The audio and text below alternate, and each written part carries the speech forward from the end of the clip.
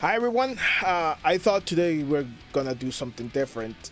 I am gonna try and show you guys how I did one of the mixes from one of the songs in my EP and try to run down everything, every single instrument, and more or less my mindset and how I did this. So let's start with the drums. First, here I have the kick drum, and I'm gonna show you how it sounds by itself. Let me show you this. I use Superior Drummer for my drums since I can't play drums myself, even though I have a drum kit here, but I can't play, and it's hard to find like an actual drummer in my area that can play this kind of stuff. And so I just programmed them. This is mostly as default. I think I changed the two kicks to the Tamastar Classic Bubinga instead of the Sapel one. And I changed the snare to the Ludwig Superphonic. And also, I tuned down both kicks to -4. This is something I started doing a while ago. It helps the kick stay away from the bass, so it stands more on itself. Other than that, everything it's basically the same. So this is how the kick sounds.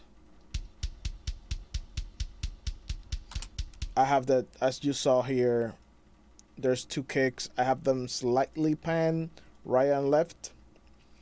Uh, trying to make it feel like you're actually in front of a kick. And yeah, I first EQ it. Uh, Basically, just barely any high shelf and nothing on the high end.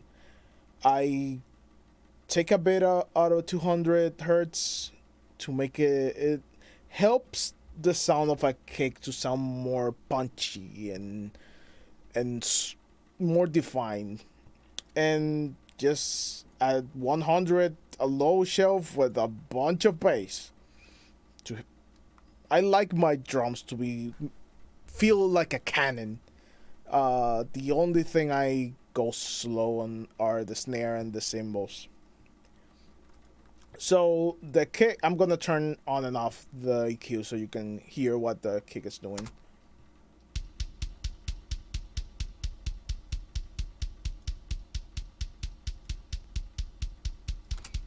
So it's mainly a lot of bottom end more than anything.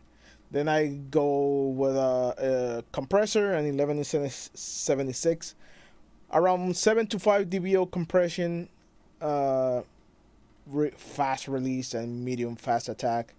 This still is a very fast compressor, so this is gonna get a lot of the transient, but still leave something out.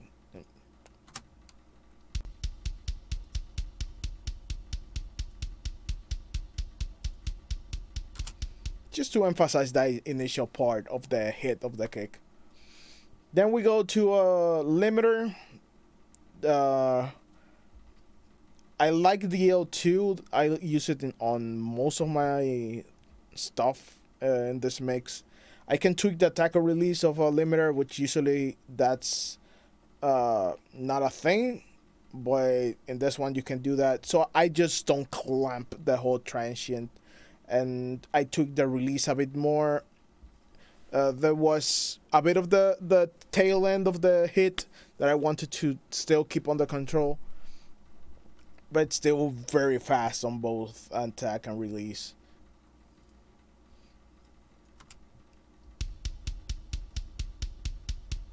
I barely touch them, so it's not a lot of compression, but that's like the little bit I wanted in the end, and keeps the level fairly even.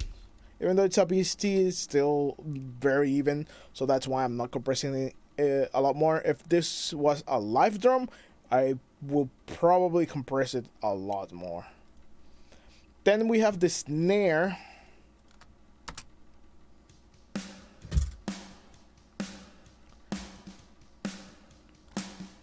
I also have an EQ with high pass filter because I don't want that low end information.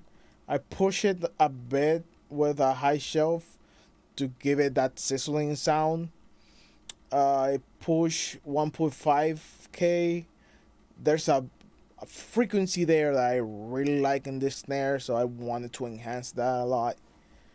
A bit more of 200 because that's the body of the snare. You want the body there. You don't want a snare that's so high end and nothing else. And that's it here. So I'm gonna turn it on and off.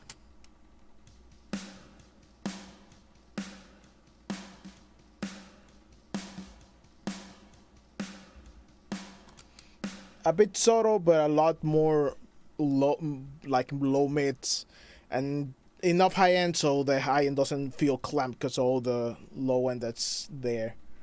After that, I another 1176, basically the same settings as the kick. I ended up having the same ones, and I compressed this a lot less than the kick. This is going for more than like 5 to 3 dBs of compression, so it's a bit softer.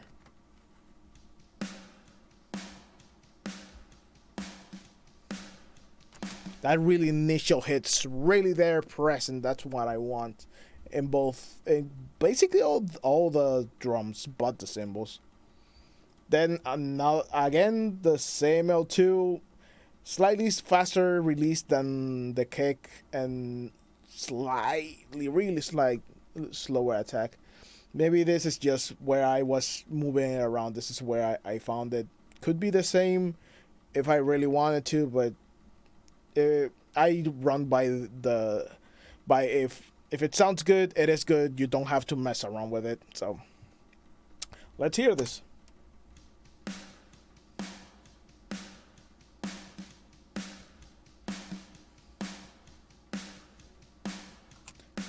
It's also very lightly touching the compression there. So the toms, usually people EQ and compress and everything toms by themselves, like each individual track. But I really like just doing everything in the bus. I'm not really sure why, but I feel it sounds better to my ears. Mileage may vary from people to people. But let's go to a part where there's a lot of toms so I can show you.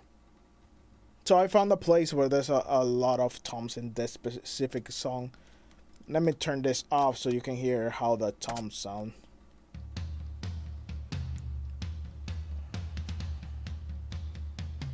At least the floor one of the tom 2. I have a high pass filter at 90 because below that there's a lot of low end that you don't need on toms. Pushing the high end with a shelf and at 5K. This are two frequencies where they are gonna sound like cannons if you push them a bit. And same thing with the kick, getting rid of 200 hertz and pushing the bottom end at 180.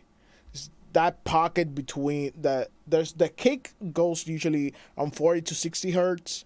Bass it's centered in 100 hertz. So you don't want the toms to be in either of those areas. So I put them a bit higher in the spectrum and just slightly below the guitars and the snare. So let me turn this on and off.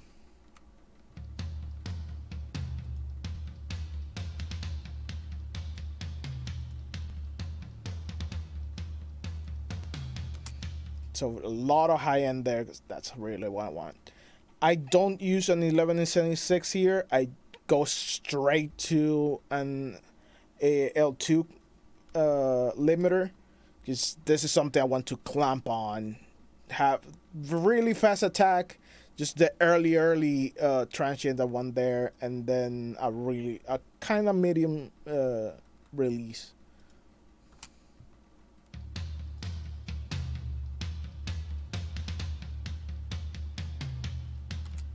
Just helps with the feel of canon. I don't want to go too much overboard, but yeah. Then the overheads, I only EQ them, and that's only a high pass filter at 200. Getting a bit out of a bit of high end because they can be really sizzly, and I don't want this. Depending on the microphones on real drums, you might want to do this, but specifically with this ones, I found I needed to do this. The high pass filters to get rid of the like really bottom end of the whole kit. There's a lot of resonances and just something you don't want on the mix because it's gonna cloud the whole thing and make it hard to hear. So let me show you. This is off, and now I'm gonna turn it on.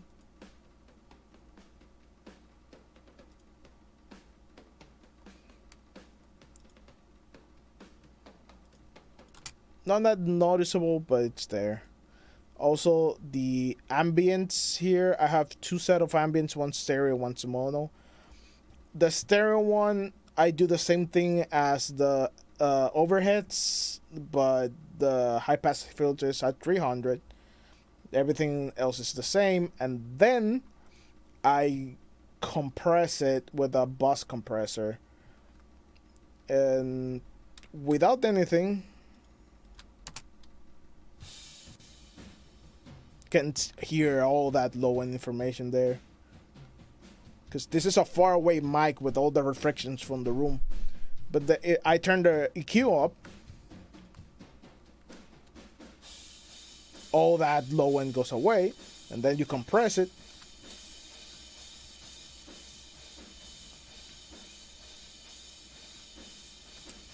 Keeps everything really on check, and nothing stands out too much. I'm looking for that 8 dB, 10 dB of compression. Then we go to the mono one, and this is the one I used to clamp really hard on it. Same stuff as the other ambient, exact same settings, but I use an 11-76 so with a 6:1 ratio. I'm not editing that out. The other things I've done till now, it's been a 4:1, so it's softer compression. This is a harder compression. With the fastest attack I have, with the fastest release, so this really catches every single transient on the whole thing. And I'm really pushing it, so it's around 10 dBs of compression for this one. So if I turn everything off, it's really low.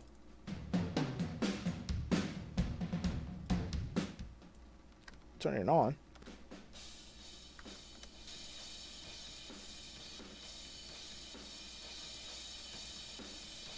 And that gives it's really dead center, and you see I have it really low, because if I turn it up, the whole drum stops being really wide and concentrates on the, like, feels like it's concentrated here on your nose, on the bridge of your nose.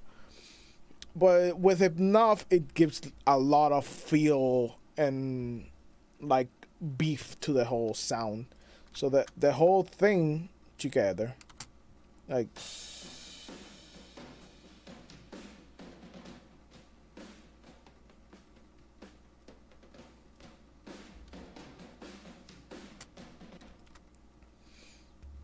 So after that, the whole kick, the whole set, I'm sending it to this bus, which it's my secret sauce for drums. This is the thing that makes drums sound good for me. First up, a EQ. I'm just boosting the frequencies I really want in drums.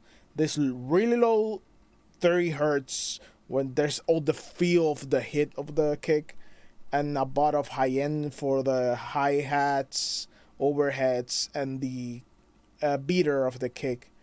Getting rid of 293, which this is the frequency that usually makes drums sound bad, so I don't want it. So let me show you. Let me turn this off for now. So this is the drums by itself when I'm sending them to this bus. I add the EQ, so I can show you this is the frequency I want.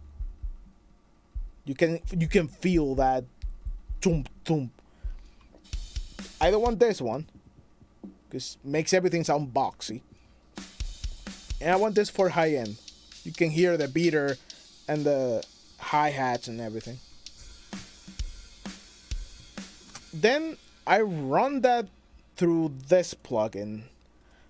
This is the Pulsar Smasher. This is an 1176 like this one, but using this button, the O button. This in the physical thing of this software. There's a physical unit that this is modeling. You can push every single button at the same time, and this is what this button is simulating. But in this one, it's all like specifically simulating that one thing that 1176 can do. This is just to crush the hell out of the volume in this one. So I'm pushing it like hell, and I'm doing 100% mix. You can do parallel processing for those who know what this is, but I'm not using that. So let's see how this sounds when I engage it.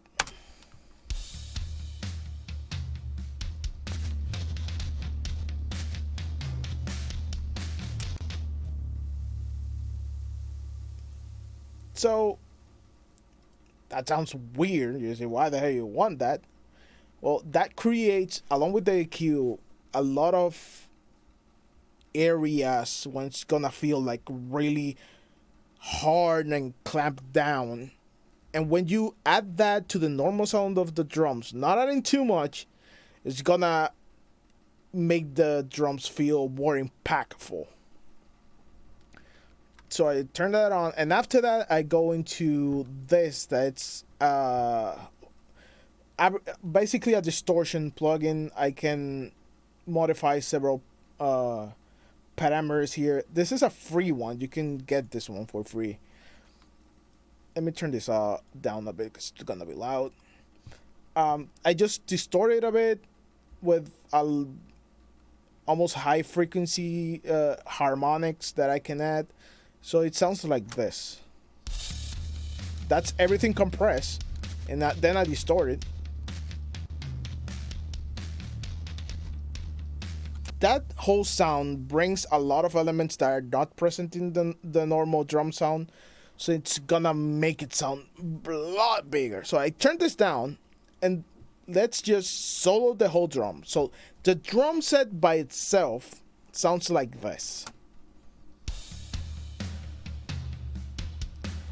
Doesn't sound bad at all, but I want a bit more. Then I add this. If I add too much, it's gonna sound bad. But I turn that down.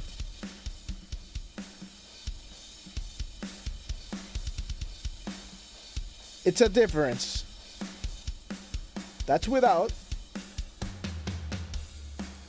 and this is with. There's a bit of something there, subtle, but it's there.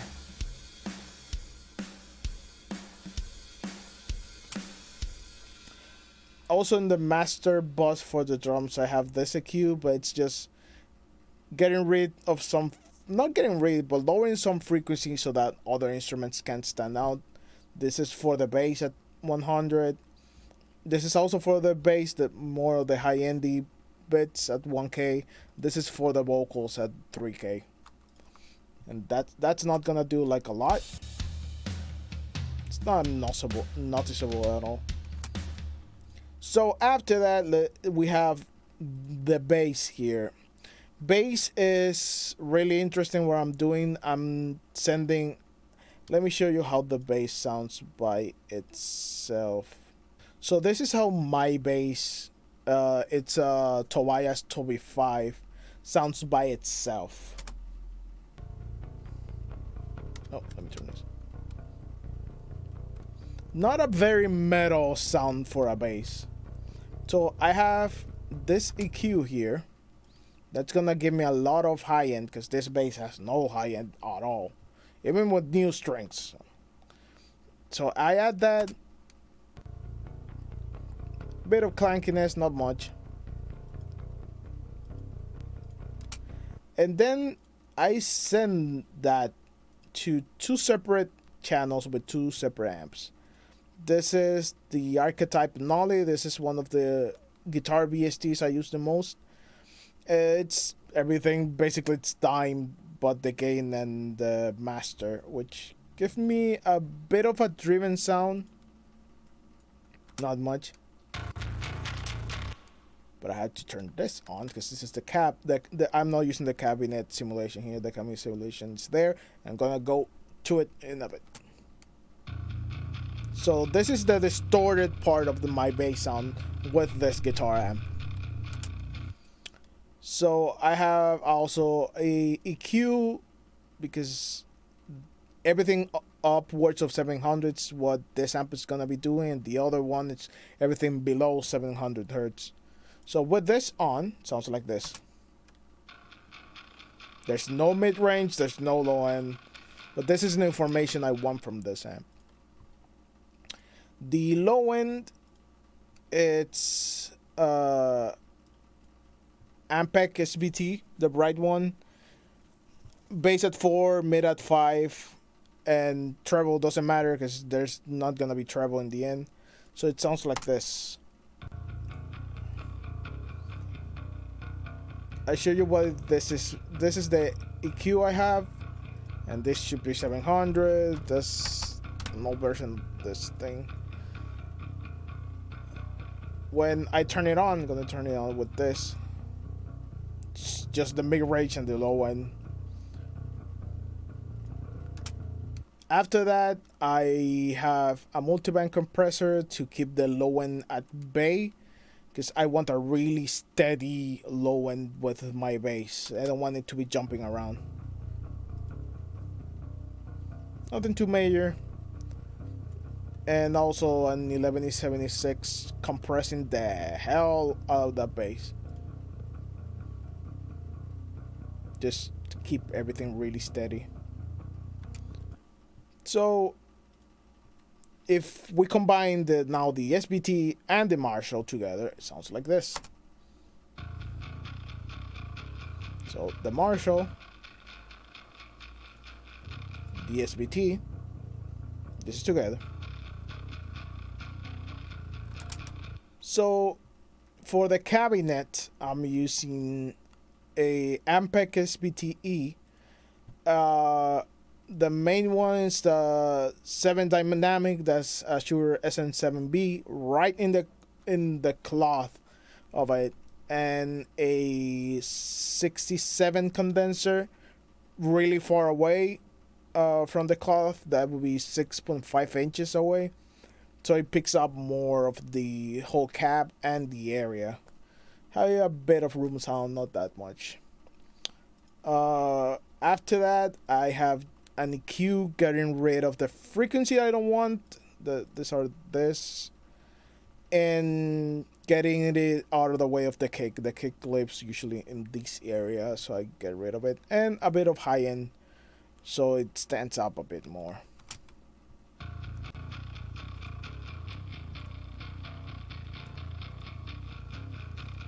So as you can see, the red ones are the kick, are the drum set. So you can see the drums really, the kick is really in this area. So I get rid of this part with the EQ, so they don't clash that much. After that, just hit it with a limiter, not that hard, but fast as attack and release. Yeah. puts everything into place and a bit more of distortion on it. This is for, it's not on right now, but this is for the bass solo. This just to make it stand a bit more. When I turned the volume up for that solo, these two frequencies were standing too much up, so I get rid of them in that specific moment with some automation. I'm a bit more high end, so it stands out. So let us see how the guitar, the bass, and drums sound together.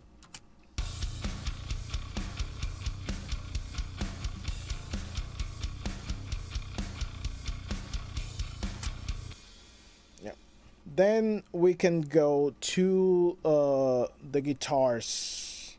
The rhythm section, I quad track my guitars. And I'm gonna show you how I did it.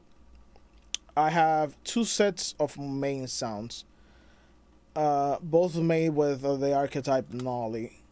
This one, it's the outermost sound. This is pan hard left and hard right. This is a simulation of supposedly a 5150. Sounds like one, so I'm calling it a 5150. I'm not using any pedals with it. I'm not using a pedal like a physical pedal or any simulated pedals with this. This is straight up the amp, no boost, no anything. A bit of a Q in the 57 and a ribbon 160, and if I, this sounds like this.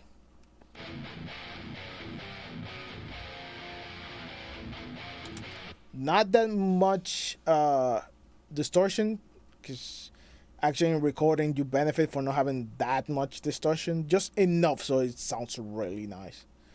And the other amp is the crunch amp of the Archetype Nollie, without any pedals in front. Same microphone configuration but in its own cab. Slightly different EQ because there were some frequencies I wasn't liking. 500. And it's on the edge of breakup as it's set right now. And I'm using this Ref G3 pedal going into my interface into the Nollie. This is my main sound. I just love how this pedal sounds with that specific amp. And you're gonna see it on my leads too. I'm gonna have a picture or something with my current settings, and all this, the 5150 tracks and the Marshall, the crunch amp, are tracked with this Taylor SBX1 with mini humbuckers.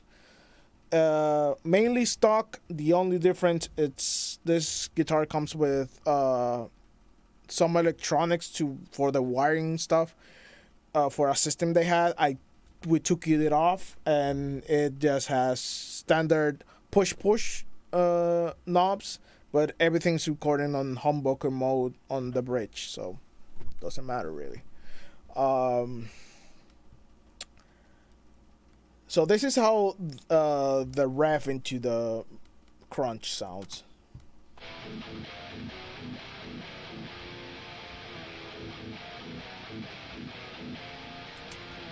So these are pan 80-80 left and right, not 100-100. So it makes when you have 100-100 and 80-80, it sounds like a bit wider and beefier. So I do that with my rhythms, and all together sound like this.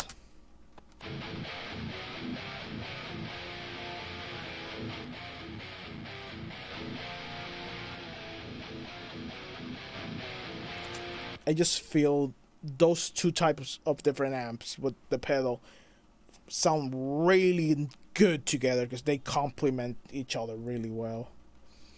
Both are going into this EQ, standard low pass and high pass filter, and getting rid of some frequencies I didn't like. So this.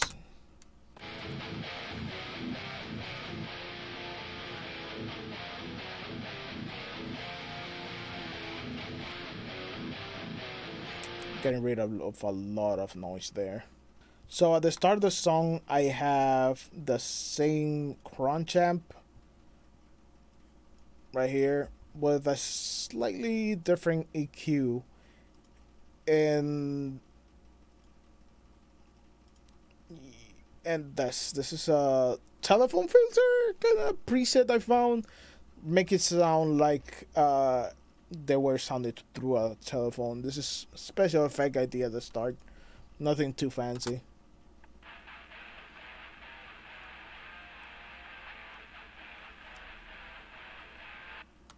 Yeah. And then we can go to the leads. For the lead bus, I have almost the same EQ as the main rhythm bus, but I add this 290 cut to get rid of some mud there, and an EQ to give them a bit more body at 500 and a bit more high end, a bit more by 2 at 2K. The main leads are this two. They have the same exact settings, same mic configuration, but instead of using the same cap for the crunch, I used the one for the rhythm, or 5150. I want to call it 5150. And this basically they are on the edge of breakup as the rhythm, but it's different EQ to highlight different frequencies so they don't clash with the rhythm. And they sound like this here.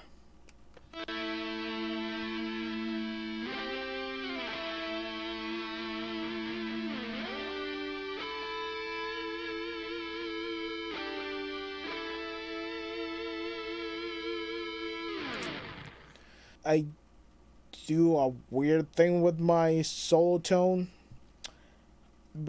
I have the clean amp in the Nollie with the cap of the 5150, and it's the G3 going into this with this EQ, and at the same time I'm sending it to this other instance with first a chorus, and then it hits the Nollie with almost the same settings as the leads, just a bit more mids and bass. And this side has all the effects, like a ping pong delay and stereo reverb. So I have a dry and a wet. I had to flip the face on one of the two because they were face canceling. This happens with the clean and the crunch for some reason, but I did that, so it sounds like this.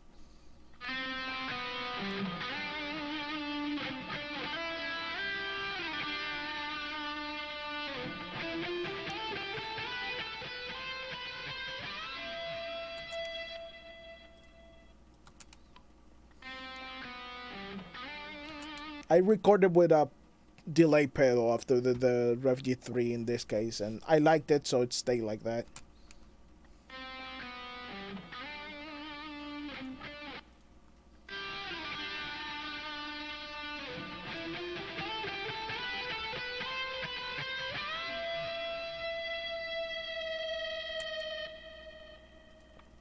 So let's go and hear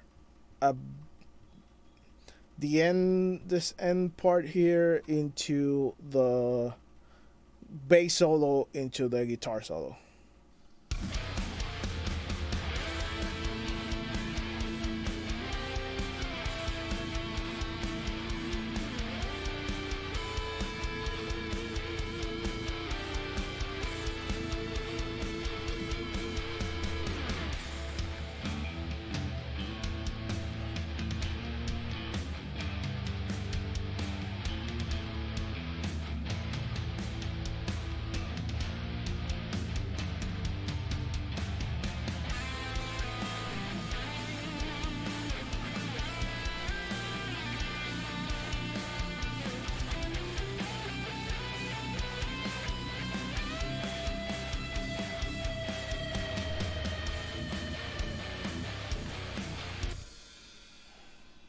So after you heard that, that's how everything gels together.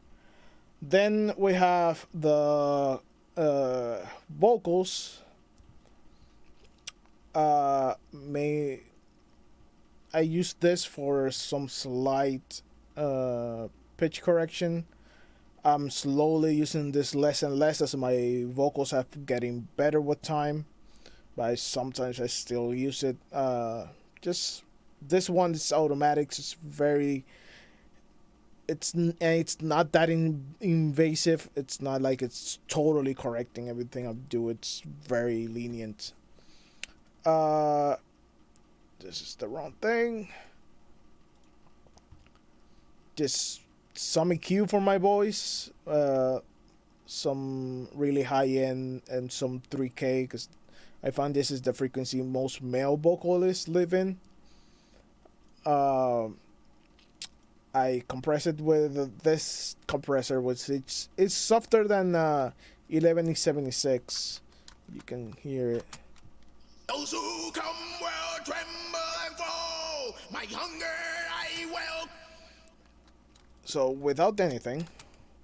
Those who come will tremble and fall. My hunger I will quench with your voice. The moss of the. And then I just slam the hell out of it with L2. Those who come will tremble and fall. My hunger. This is something I almost always do in metal. That really compress and caving in sound. It's what I think make metal vocals stand out a lot. So that's what I do. I also have I have the verse separate. And I process it separate because my vocal volumes are a bit different. It's basically the same thing.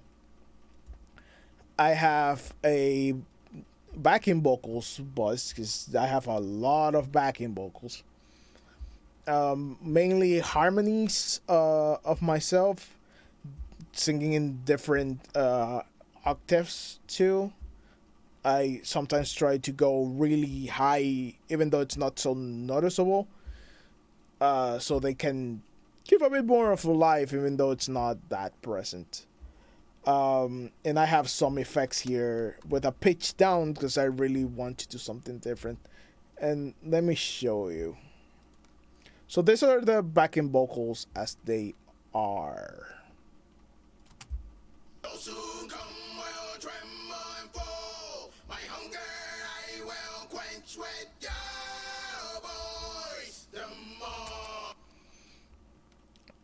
I do those. There are two sets that are just doing the same thing as the main vocals, clean vocals. Then I do two sets that are doing the same but distorted vocals. And then two harmonies. I think in this case I did thirds. And then I did two of those as high as I could go. That gives the idea of a lot of people. And I stood for the main ones, I stood right in the same position as I recorded. For the other ones, I stood like I usually record with the mic here, but for the harmonies, I put the microphone here. This makes a change in how the microphone picks up the vocals and gives you the idea that there are multiple people singing, because when there are multiple people, they're not at the same distance, so you kind of emulate that. So then we go to the pitch down effect, which is a standard. How many? I did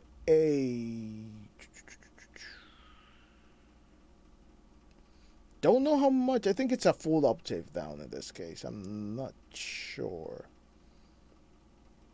But you can hear it now. Yeah, that's a full octave down. If I have...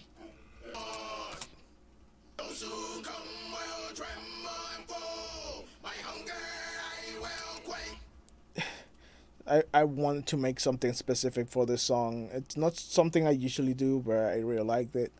This is doing the same as I did in the drums, like adding frequencies I like, getting rid of others I didn't like for this specific thing. Very subtle.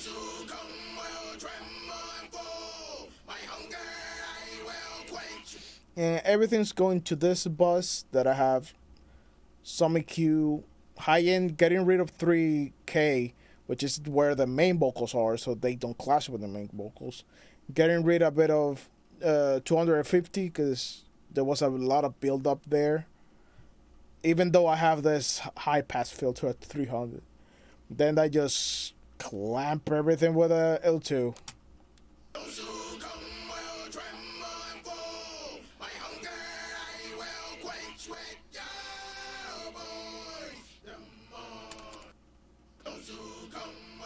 You can hear all that build up in the low end.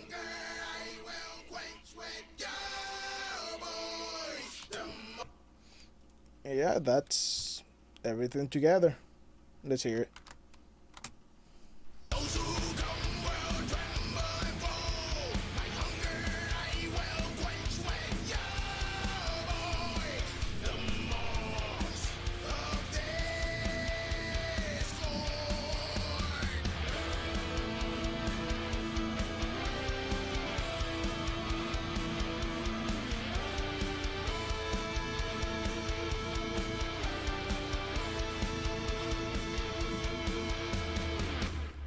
So then we go to the mix bus. I use top to down mixing. So everything I did it after I put everything in the mix bus with that I wanted. This lets me tailor like the big picture first, and then go tailor the smallest thing as I go. Basically, this is a free plugin. I just push the high end a bit with this, nothing else. But I really like what this does. This does something different. It's not like other EQs. So I also have a multiband compressor, and let's turn everything up but the limiter at the end so we can hear what everything does. So this is the song without any mix bus processing. Not bad, but there could be more than. So we turn on the sleek EQ, and we get a bit more high end.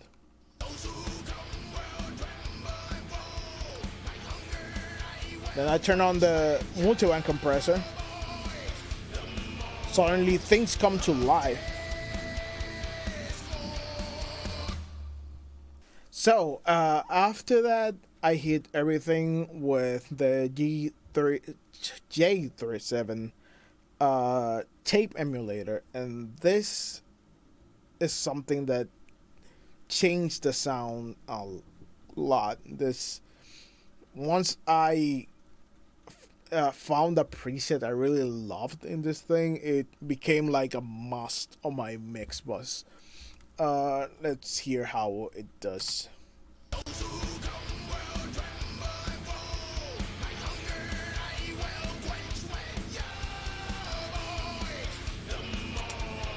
Guitars become a lot more present, and the whole mix becomes way wider. I'm not sure what this whole thing does, but it's making everything better, so it's stuck.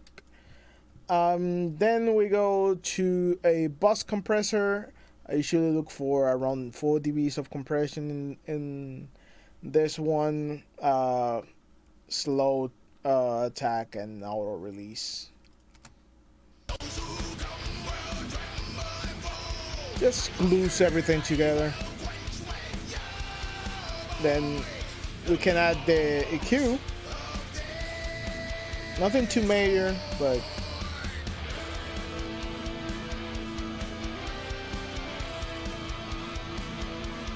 and look how little I touch with the master bus limiter. Some people just crush everything with a limiter, or either it's a way to try to squeeze as most volume as possible. Something that happened a lot in the CD era when everyone wanted to be louder than the person before in the radio or in your CDs. Nowadays, with streaming services, that's not necessary because streaming services has normalized the loudness. So I just barely touch the peaks of the whole thing and let it just bring it to the desired volume, and that's it. And the only trick I want to show now is, if you see, I have a lot of reverb here. This every single thing, not the pyro, the individual instruments, the bass, the guitars are all going to a single reverb. Usually in metal, audio engineers are gonna tell you, do not send your instruments to reverb. Especially rhythm guitars, do not send them to a reverb. But something that starts missing, especially nowadays when everything is super produced, everyone records their part individually. Something that's lost is the whole feel of a band playing together in the same room. If any of you guys have watched the documentary of how Metallica recorded the Black Album, they all played in the same places. So you can hear guitars going into the vocal mic, into the drum mics, and etc. etc. So everything was getting in the way of everything, not in a bad way, but it felt like it was live. It felt like they were actually playing as a band.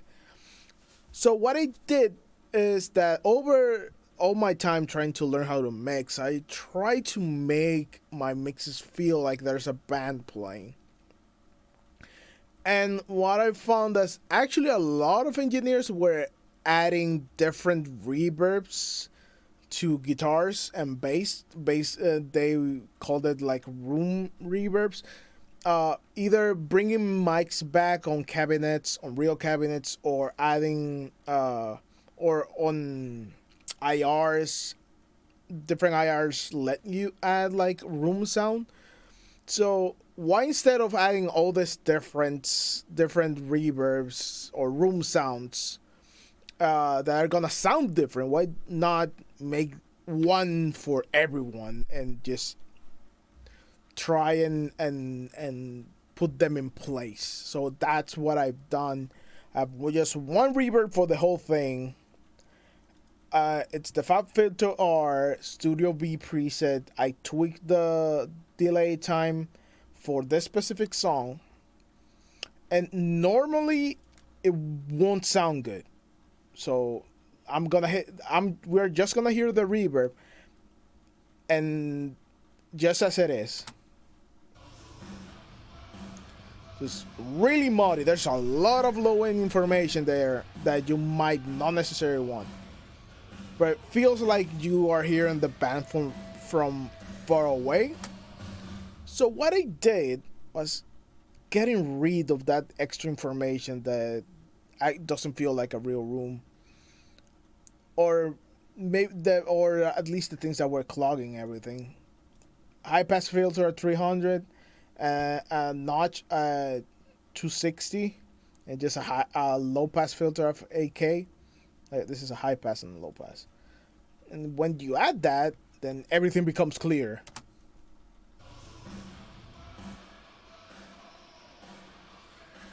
There's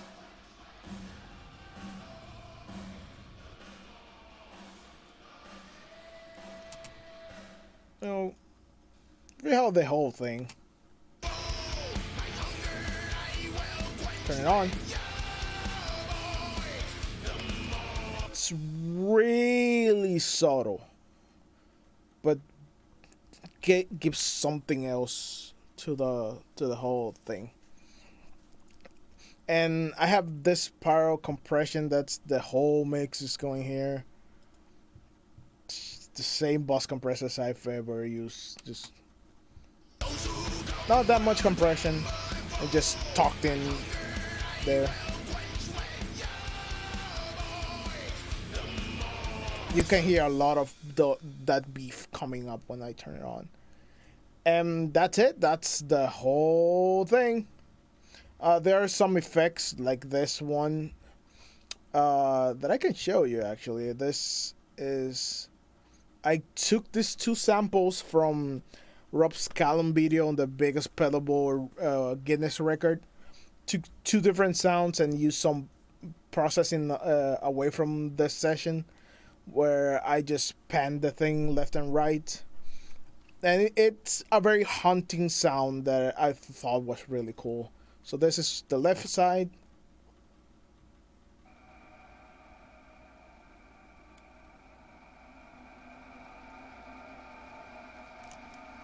And this is the right side.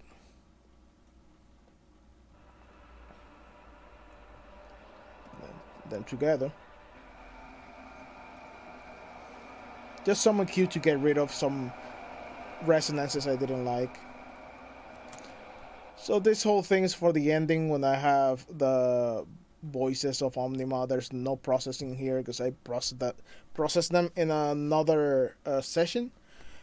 And this is like 20 people that I ask on Twitter to lend me their voices for this. This is supposed to be a character in the Unexpectables called Onima. That's a falling angel that has a lot of mouths. So it's like a lot of people talking at the same time. So I wanted a really haunting ending for the song. So I added those vocals with those ambience. It makes a really haunting ending.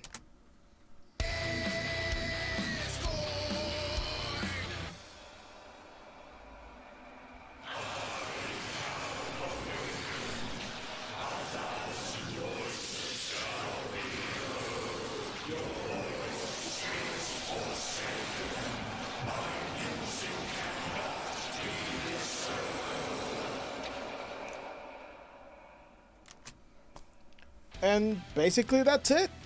That's the whole thing. And if you have any questions, feel free to hit me up on Instagram, Twitter, Facebook, whatever you want.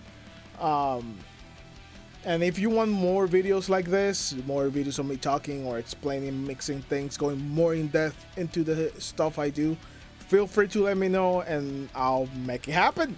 If people want it, I'll give them to them. And yeah, next week I'm gonna be releasing a music video of this song, and the EP is coming out the 12th of December. It's gonna be out on my birthday. Really excited for this. And yep, I hope you guys like it. See you later.